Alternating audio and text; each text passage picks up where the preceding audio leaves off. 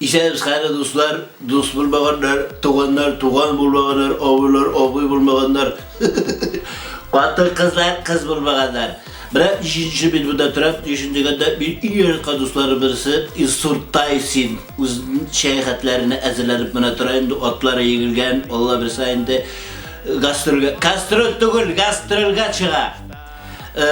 15. Oktyabr indi İnzir'de.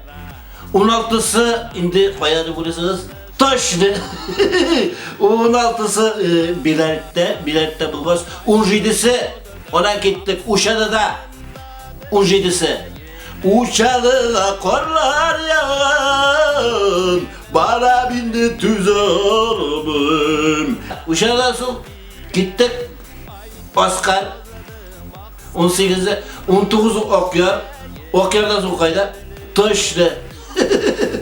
20'si Zilayır'da bulgaçtın gittik Oskataban 21'i İsağıl'da bulgaç 21 Taşlı İsağıl'da 22'si Soruktaş'ta 23'ü Şalt Mırakıva karşılarınız dostlar gittik onda tıkılay bulay tuy muy jubileler yürüyde Yusuf Taysin noyabrının işi bir yönde bulsa Dürtte Sibay'da bulurdu işini babişkalar arkasında bulmayı duraydı Sibay'da anda restovrasyon var bir başını Allah'ım saklasın kayağınızı takışan Sibay'lar bir şu hatlim yere hatlık alındı düşman ve kursetmesin andi babişkalar bir şey kire koyadı işte taşlı Belavuz Belavuz'da kilip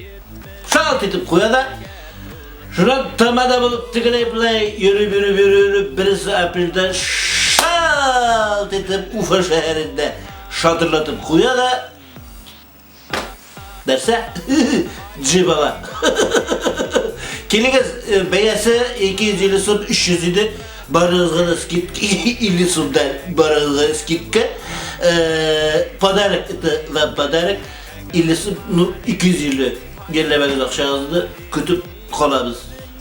Şaşkaya katlim.